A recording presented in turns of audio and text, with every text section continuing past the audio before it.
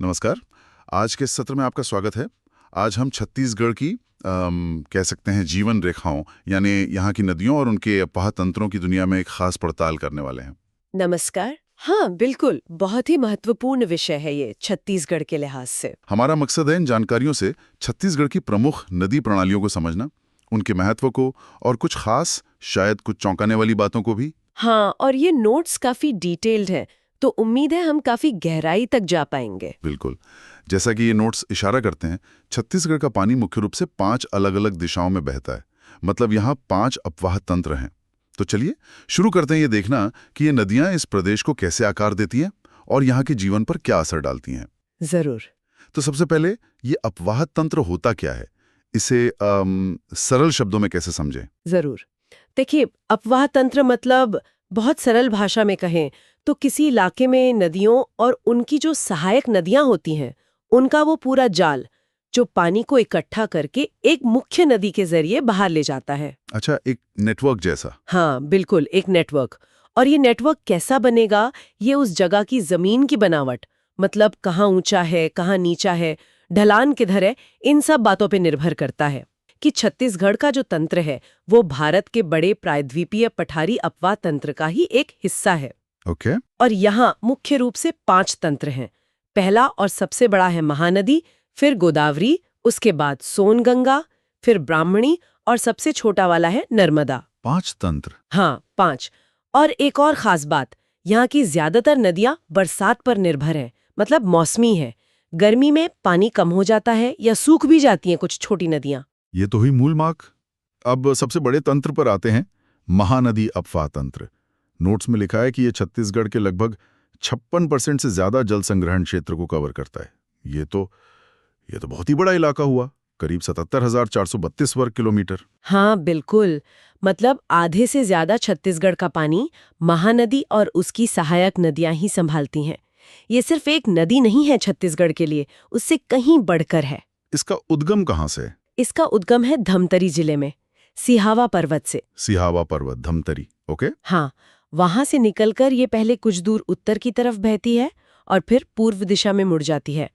इसकी कुल लंबाई तो काफी है, 858 किलोमीटर, लेकिन छत्तीसगढ़ में ये बहती है करीब 286 किलोमीटर। अच्छा, मतलब बाकी हिस्सा उड़ीसा में। हाँ, बाकी ओडिशा से होते हुए फिर ये बंगाल की खाड़ी में पारादीप के पास मिल जाती है। और इसका सांस्कृतिक महत्व भी जबरदस्त बताया जाता है ना। नोट्स में छत्तीसगढ़ की गंगा और जीवन रेखा जैसे नाम दिए गए हैं। सही कहा। और ये सिर्फ कहने की बातें नहीं है, ये लोगों की आस्था और उनकी रोजमर्रा की जिंदगी की निर्भरता को दिखाती हैं। नोट्स में इसके पुराने नामों का भी जिक्र है। सतयुग में इसे नीलोत्पला कहते थे, द्वापर युग में चित्रोत्पला। अरे वाह, नीलोत्पला, चित्रोत्पला। हाँ, सोचिए कितने पुराने नाम हैं। इससे पता चलता है कि ये नदी कितनी प्राचीन और महत्वपूर्ण रही है हमेशा से। एक और नाम कनक नंदिनी भी मिलता है। और संगमों का भी जिक्र है। राजिम के बारे में बताया गया है, जहां 3 नदियां मिलती हैं, महानदी, पैरी और सोंडूर। इसे छत्तीसगढ़ का प्रयाग कहते हैं। हाँ, राजिम बहुत बड़ा तीर्थ स्थल है। वहाँ हर साल माघ पूर्णिमा पर मेला लगता है। इसी तरह शिवरी नारायण भी है, जांजगीर चांपा जिले में। वहाँ महानदी, शिवनाथ और जोंक नदी मिलती हैं। शिवरी नारायण, हाँ वो सुना है। और एक चंद्रपुर भी है, वहाँ महानदी, मांड और लाथ नदी का संगम है। तो ये संगम सिर्फ नदियों का मिलन नहीं है, ये संस्कृति और धर्म के भी बड़े केंद्र हैं। जाहिर है, इतनी महत्वपूर्ण नदी है तो इस पर विकास कार्य भी हुए होंगे। नोट्स में कुछ परियोजनाओं, बांध वगैरह का जिक्र है। हाँ, बिल्कुल है। कई अहम परियोजनाएं हैं। धमतरी जिले में ही 2 बहुत पुरानी और महत्वपूर्ण है। एक तो रुद्री बैराज जो 1915 में बना था। 1915, काफी पुराना है। हाँ, बहुत पुराना। और दूसरा है गंगरेल बांध, जिसे आप रविशंकर जलाशय कहते हैं। ये 1979 में बना। ये काफी बड़ा जलाशय है। इनके अलावा भी कई बैराज हैं, जैसे साराढ़ी, कलमा, मिरौनी, बसंतपुर, समूदा, शिवरी नारायण। ये सब सिंचाई और पानी को कंट्रोल करने में मदद करते हैं। अच्छा।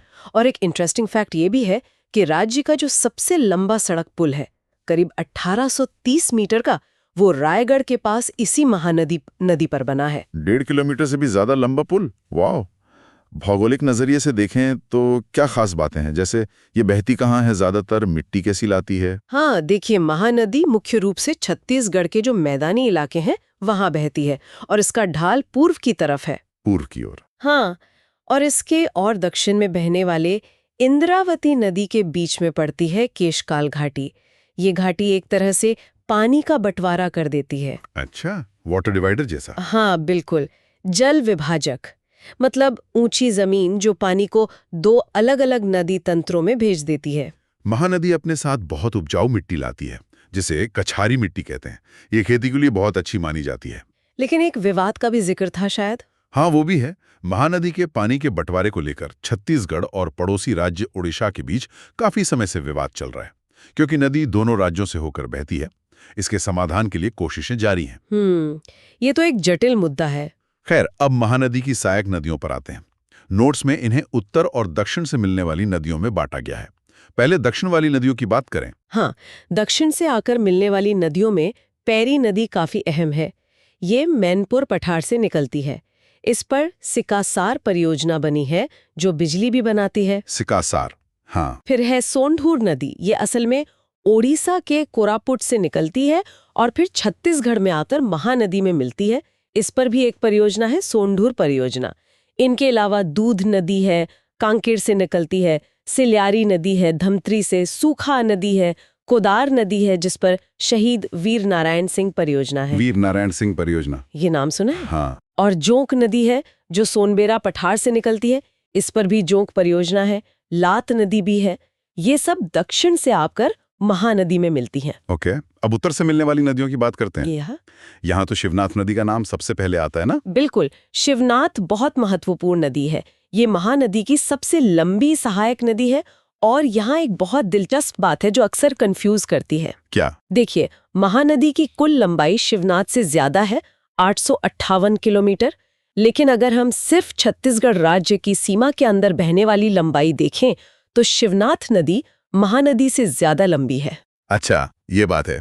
छत्तीसगढ़ के अंदर शिवनाथ ज्यादा बहती है। कितनी? हाँ, शिवनाथ छत्तीसगढ़ में करीब 290 किलोमीटर बहती है, जबकि महानदी सिर्फ 286 किलोमीटर। तो राज्य के भीतर बहने वाली सबसे लंबी नदी शिवनाथ हुई। ये तो वाकई महत्वपूर्ण अंतर है, जानना जरूरी है। ये शिवनाथ निकलती कहाँ से है? क्या ये भी छत्तीसगढ़ से ही निकलती है? नहीं, यही एक और पेंच है। शिवनाथ का उद्गम छत्तीसगढ़ में नहीं है। ये निकलती है पड़ोसी राज्य महाराष्ट्र के गढ़चिरौली जिले से। वहाँ पानाबरस पहाड़ी है, वहां से। ओह, ये तो महाराष्ट्र से आती है। हाँ, नोट्स में इसके पुराने नाम भी दिए हैं, सुनी या शिवा। सुनी या शिवा। और ये मिलती कहाँ है महानदी से? ये जांजगीर चांपा जिले में एक जगह है, शिवरी नारायण, जहां महानदी, शिवनाथ और जोंक का संगम है। वहीं पर ये महानदी में मिल जाती है। अच्छा, शिवरी नारायण संगम पर। हाँ, और इन दोनों बड़ी नदियों महानदी और शिवनाथ के बीच का जो उपजाऊ इलाका है उसे दोआब कहते हैं। ये रायपुर और दुर्ग जिलों तक फैला हुआ है। काफी उपजाऊ क्षेत्र है ये। और मदकू द्वीप का भी जिक्र है नोट्स में। हाँ, मदकू द्वीप, ये मुंगेली जिले में शिवनाथ नदी पर ही है। बहुत सुंदर जगह है और यहाँ हर साल एक ईसाई मेला भी लगता है। काफी प्रसिद्ध है वो। एक मान्यता ये भी है कि पुराने जमाने में कलचुरी शासन के समय इसी शिवनाथ नदी ने छत्तीसगढ़ को 2 हिस्सों में बांटा था। 18 गढ़ इसके उत्तर में और 18 गढ़ दक्षिण में। 18 गढ़, वाह, इतिहास भी जुड़ा इससे। तो शिवनाथ की भी अपनी सहायक नदियां होंगी फिर? हाँ, बिल्कुल, कई सारी हैं और कुछ तो बहुत ही महत्वपूर्ण है, जैसे कि हसदेव नदी। हसदेव, हाँ, इसका नाम तो काफी सुना है, कोयले के लिए। हाँ, कोयला भंडारों के लिए ये इलाका बहुत जाना जाता है। हसदेव नदी का पुराना नाम हस्तु सोमा था।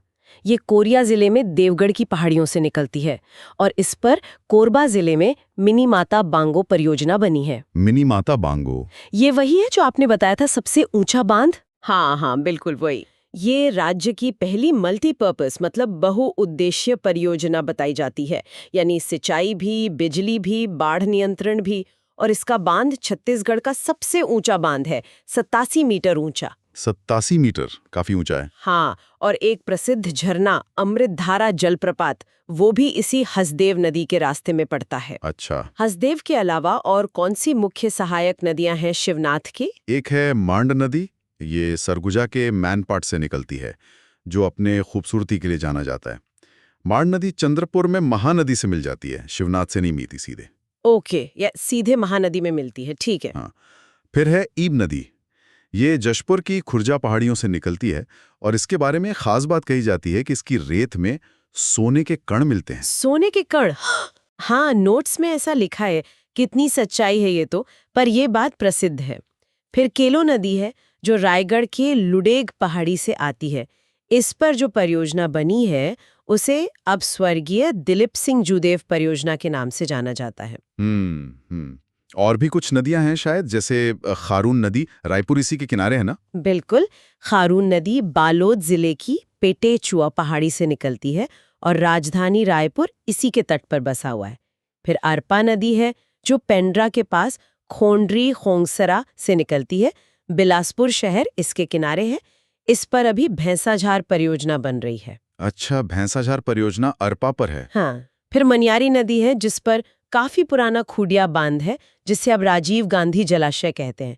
ये 1930 का बना हुआ है। 1930, ये भी बहुत पुराना है। हाँ, और तांदुला नदी का जिक्र करना जरूरी है। इस पर 1913 में, मतलब रुद्री बैराज से भी पहले, राज्य की पहली नदी परियोजना बनी थी। 1913? हाँ तो सबसे पुरानी परियोजना तांदुला पर हुई। हाँ, ऐसा कह सकते हैं।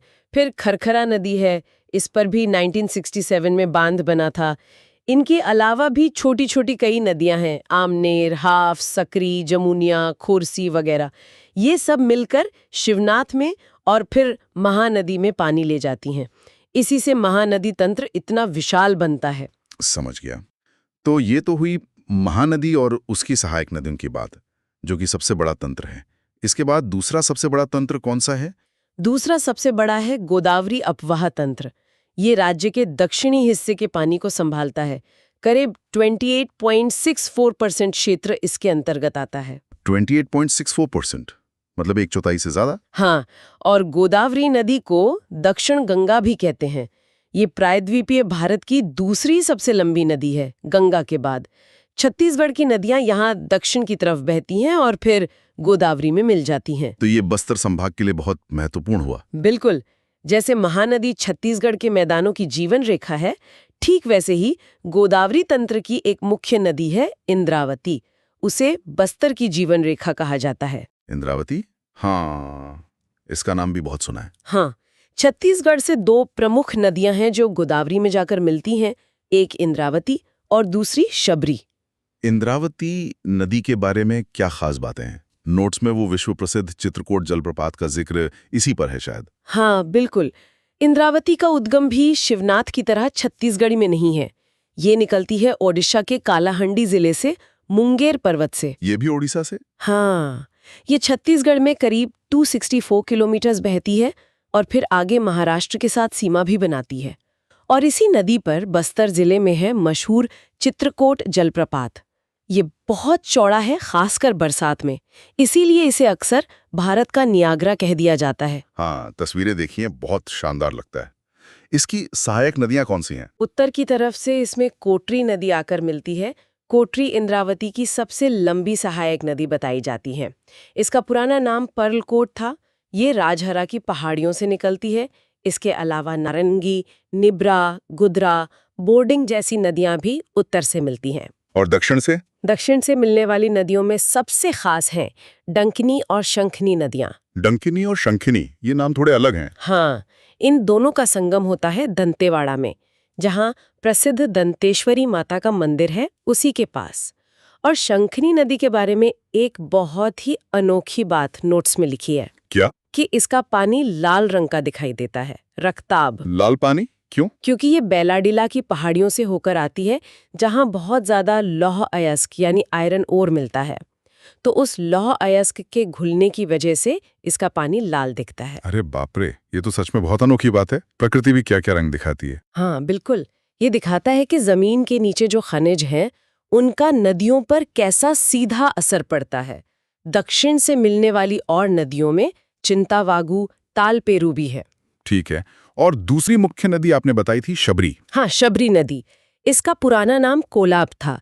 ये भी ओडिशा के कोरापुट से ही निकलती है। ये भी ओडिशा से? मतलब गोदावरी तंत्र की मुख्य नदियां बाहर से ही आ रही हैं ज्यादातर। हाँ, इंद्रावती और शबरी दोनों शबरी नदी छत्तीसगढ़ और उड़ीसा के बीच सीमा बनाते हुए बहती है और फिर आंध्र प्रदेश में जाकर गोदावरी नदी में मिल जाती है। सुकमा शहर इसी शबरी नदी के किनारे बसा हुआ है। अच्छा, सुकमा इसके किनारे हैं। और एक और महत्वपूर्ण बात, छत्तीसगढ़ का जो सबसे ऊंचा माना जाने वाला जलप्रपात है, तीरथगढ़ जलप्रपात, हाँ, तीरथगढ़, वो शबरी नदी पर नहीं है, बल्कि शबरी की एक सहायक नदी है, मुनगा बहार, उस पर है। अच्छा, ये शबरी की सहायक नदी पर है। हाँ। तो मतलब बस्तर के दोनों फेमस झरने, चित्रकूट इंद्रावती पर और तीरथगढ़ मुनगा बहार शबरी के सहायक पर, ये दोनों गोदावरी तंत्र का हिस्सा हुए। हाँ, बिल्कुल। ओके, ये तो हो गया दूसरा तंत्र।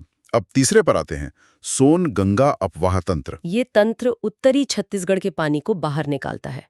राज्य का लगभग 13.63% हिस्सा इसके दायरे में आता है। 13%, ठीक। यहाँ की खासियत ये है कि नदियाँ उत्तर दिशा की ओर बहती हैं और ये सोन नदी में जाकर मिलती हैं, जो कि आगे जाकर पटना के पास गंगा नदी में मिल जाती है। इसीलिए इसे सोन गंगा तंत्र कहते हैं और जाहिर है इसका ढाल उत्तर की ओर है।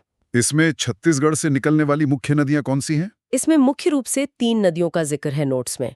एक है बनास नदी, ये मनेंद्रगढ़ जिले की मांझटोली पहाड़ी से निकलती है और फिर मध्य प्रदेश में जाकर सोन नदी से मिल जाती है। बनास नदी, ओके।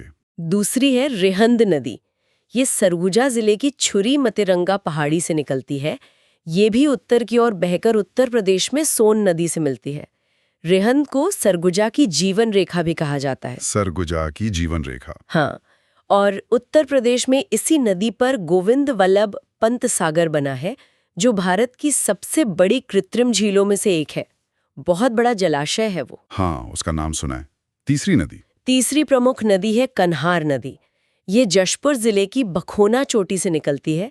ये भी आगे जाके सोनगंगा प्रणाली में मिलती है। इसके किनारे डीपाडीह नाम की एक जगह है, जो एक महत्वपूर्ण पुरातात्विक स्थल है। वहां पुराने मंदिर और मूर्तियों के अवशेष मिले हैं। डीपाडीह, कन्हार नदी के किनारे, ये भी रोचक है। हाँ, इनके अलावा गोपद और न्योयूर जैसी नदियां भी इसी सोनगंगा तंत्र का हिस्सा हैं। ठीक है, तो ये हो गए 3 बड़े तंत्र, महानदी, गोदावरी और सोनगंगा। बाकी 2 तो काफी छोटे बताए गए। चौथा है ब्रह्मणी अपवाह तंत्र। हाँ, ये बहुत ही छोटा है। राज्य के कुल क्षेत्रफल का सिर्फ 1% हिस्सा, लगभग 1.03% इसके अंतर्गत आता है, वो भी उत्तर पूर्वी कोने में, खासकर जशपुर जिले का थोड़ा सा भाग। सिर्फ 1%? हाँ, नोट्स के नक्शे को देखें तो पता चलता है कि यहाँ से एक नदी निकलती है, शंख नदी। वो इस तंत्र का हिस्सा है। ये नदी छत्तीसगढ़ से निकलकर झारखंड की तरफ बहती है और आगे जाकर ब्राह्मणी नदी प्रणाली में मिल जाती है। तो छत्तीसगढ़ में इसका प्रभाव क्षेत्र बहुत ही सीमित है। नगण्य जैसा ही कह सकते हैं। और 5वां और सबसे छोटा, नर्मदा अपवाह तंत्र। ये तो और भी छोटा है, सिर्फ 0.5% से थोड़ा ज्यादा क्षेत्र, 0.55% इसके अंतर्गत आता है। ये राज्य के बिल्कुल पश्चिमी किनारे पर है। कवर्धा यानी कबीरधाम जिले के कुछ हिस्सों को ही छूता है। 0.5%? हाँ, यहाँ पर मैकल पर्वत श्रेणी है। ये एक महत्वपूर्ण जल विभाजक का काम करती हैं महानदी तंत्र और नर्मदा तंत्र के बीच। यहीं मैकल श्रेणी से 2 छोटी नदियां निकलती हैं, बंजर और ताड़ा। ये पश्चिम की ओर बहती हैं और मध्य प्रदेश में जाकर नर्मदा नदी में मिल जाती हैं। बंजर और ताड़ा, ये नर्मदा में मिलती हैं। हाँ, तो छत्तीसगढ़ का योगदान नर्मदा नदी में बहुत ही कम है, बस इन 2 छोटी नदियों के जरिए। पर हाँ, भौगोलिक रूप से ये जुड़ाव है। समझ गया। तो ये हो गए 5 अपवाह तंत्र। अब अगर इन सभी जानकारियों को हम समेटें तो मुख्य बातें क्या निकल कर आती हैं?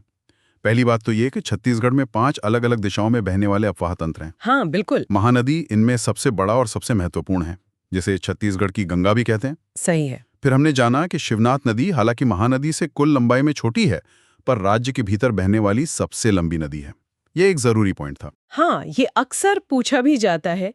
और ये भी कि मैकाल जैसी जो पर्वत श्रेणियां हैं, वो पानी के बहाव की दिशा तय करने में कितनी बड़ी भूमिका निभाती हैं, जल विभाजक का काम करती हैं। बिल्कुल, और ये भी साफ दिख रहा है कि यहाँ का भूगोल, मतलब पठार, पहाड़, मैदान और ये नदियाँ, ये एक दूसरे से कितने गहरे जुड़े हुए हैं। हाँ, बिल्कुल। और इन नदियों का सिर्फ पानी देना ही काम नहीं है, इनका आर्थिक महत्व बहुत ज्यादा है।